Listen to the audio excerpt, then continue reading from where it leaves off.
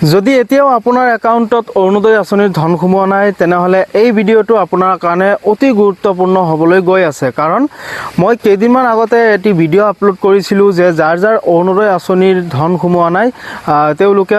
Comment কৰিব পাৰে চ' তাতে মই বহুত ধুনীয়া ৰেছপন্স পাইছোঁ আপোনালোকে বহুতে মোক কমেণ্ট কৰি কৈছে যে বহুতৰ একাউণ্টত অৰুণোদয় ধন সোমোৱা নাই মই কেইবাটাও কাৰণ আপোনালোকক তাতে উল্লেখ কৰিছিলোঁ সেই কাৰণসমূহ আছিলে এনেকুৱা ধৰণৰ যে যদি আপোনাৰ বেংক একাউণ্টটো আধাৰৰ লগত লিংক হৈ থকা নাই তেতিয়াও আপোনাৰ অৰুণোদয় ধন নোসোমাব পাৰে বা আপোনাৰ নিজৰ নামত ৰেচন কাৰ্ড নাই বেলেগৰ আপোনাৰ শাহুমাৰ নামত আছে তেনেকুৱা ক্ষেত্ৰতো অৰুণোদয় আঁচনিৰ ধন ধনৰ পৰা আপুনি বঞ্চিত হ'ব পাৰে বা আৰু কেইবাটাও কাৰণ আপোনালোকক কৈছিলোঁ কিন্তু দেখা পাইছোঁ যে নিজৰ নামত ৰেচন কাৰ্ড আছে বা বেংক একাউণ্টৰ লগত আধাৰ কাৰ্ড লিংক আছে DVD লিংক আছে তথাপিতো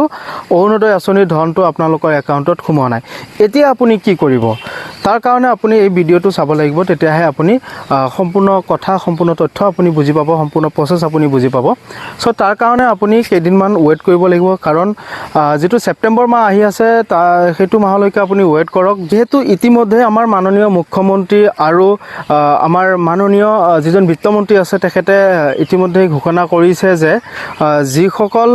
মানুহ অৰুণোদয়ৰ পৰা বঞ্চিত হৈছে বা অৰুণোদয় আঁচনিৰ ধন সোমোৱা নাই তেওঁলোকৰ কাৰণে প্ৰত্যেকটো সমষ্টিতে বা DC অফিসত বা ব্লক অফিসত একোজনকৈ অৰুণোদয় সাৰথী বা অৰুণোদয় সহায়ক এজন নিয়োগ কৰিব তেখেতে আপোনালোকৰ যাৰ অৰুণোদয়ৰ যিকোনো সমস্যা আছে সেই সমস্যাসমূহৰ সমাধান কৰি দিব আৰু তেখেতক এতিয়া নিয়োগ কৰা নাই কেতিয়া নিয়োগ কৰে আপোনালোকক মই ইনফৰমেশনটো পোৱাৰ লগে লগে আপোনালোকক মই ভিডিঅ' আকাৰে বুজাই দিম বনাই দিম ক'ত যাব লাগিব আপোনালোকে সো আজি এখিনি আছিল আপোনালোকক ইনফৰমেশনটো দিলো যদি ফেসবুকত চাই আছে ফলো কৰিব আৰু যদি ইউটিউবত চাই আছে সাবস্ক্ৰাইব কৰিব ধন্যবাদ জয় অসম।